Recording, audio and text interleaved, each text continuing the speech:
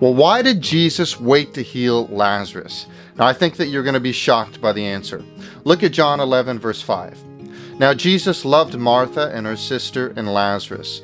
So when he heard that Lazarus was ill, he stayed 2 days longer in the place where he was. You know, you would think that when Jesus hears that Lazarus is sick, that you might be reading to yourself, and then Jesus ran as fast as he could to get to Lazarus. But that's not what we read at all.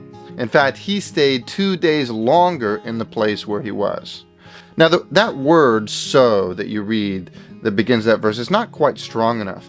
Many New Testament scholars suggest that it would have been better, in fact, to translate it as "therefore." So if you put it together, now Jesus loved Martha and her sister and Lazarus. Therefore, when he heard that Lazarus was ill, he stayed 2 days longer in the place where he was.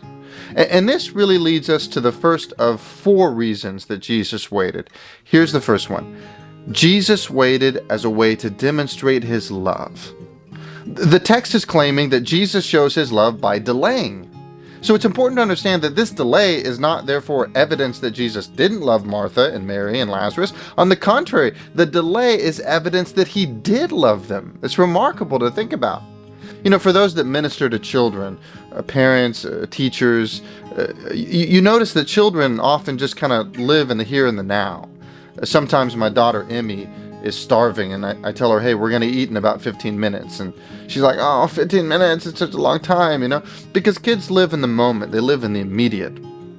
And as Christians, I think we're sometimes like this with God. We want blessings from God now.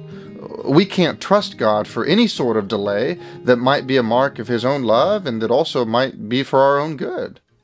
One preacher put it this way. He said, sometimes God, out of love, treats us to a good dose of delay. You see, part of walking by faith is persevering with God and reminding ourselves that he really does know what is best. So if we continue on, if you look at verse 7, it says this, then after this he said to the disciples, let us go to Judea again. The disciples said to him, Rabbi, the Jews were just now seeking to stone you, and are you going to go there again? Jesus answered, are there not 12 hours in the day? If anyone walks in the day, he does not stumble because he sees the light of this world. But if anybody walks in the night, he stumbles because the light is not in him. Here's a second reason Jesus waited. Jesus waited on his Father's timing. Jesus is prepared to travel once the news of Lazarus' death gets to him. But his disciples are pretty concerned. They're concerned about his travel plans because they know that the Jews just wanted Jesus' head on a platter. And the disciples' minds are thinking to themselves, hey, it's not wise to go back. What do you think? You shouldn't go to Judea. And Jesus says to them, listen, are there not 12 hours in the day? If anybody walks in the day, he does not stumble because he sees the light of this world. That is, he sees the sun.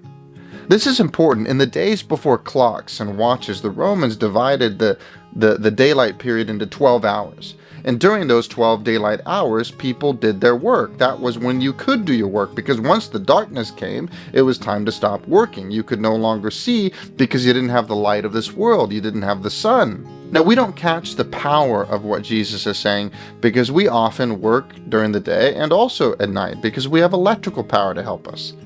But in an ancient village where there was no electrical power, it was very dark. And you were not able to see. Without the sun, you're limited in what you can see and in what you can do. And Jesus, as he often does, speaks symbolically here. He's saying, even in this world, we walk where there's light.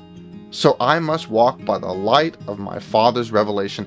I am in the daylight period of my Father's will. Understand that. There will be a time when I cannot work anymore. Yes, that day is coming. But right now, my Father is leading me to work. So what am I going to do? I am going to Judea.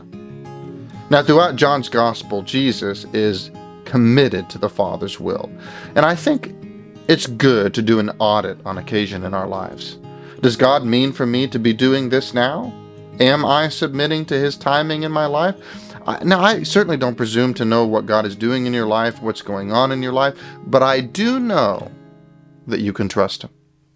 Commit to his will. Here's the next reason Jesus waited. He waited so that there would be no doubt that the resurrection happened.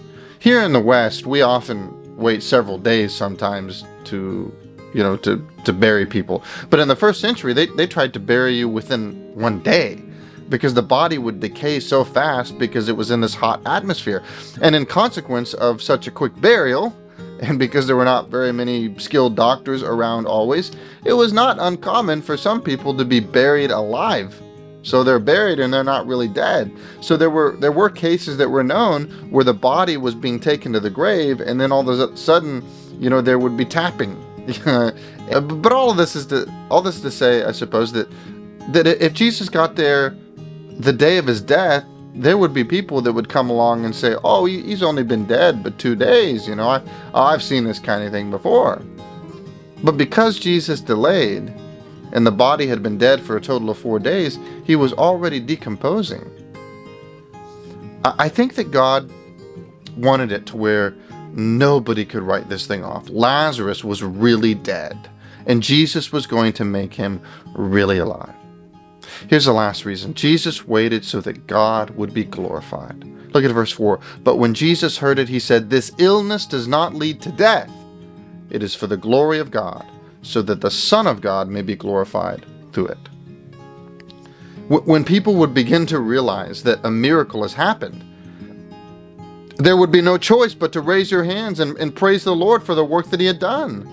God would receive the glory. As in life, there are so many things that are very complex. There's usually not just one reason that God does something. There are multiple reasons, and that's the way it is here. I think we see here in John 11, when Jesus waits to heal Lazarus, that there are multiple reasons going on. Well, Lord willing, you have been helped by this message. If you have been, smash the like button, and that will push this video out to more and more people that can truly be blessed by it. Well, thank you so much for tuning in, and God bless you in the way.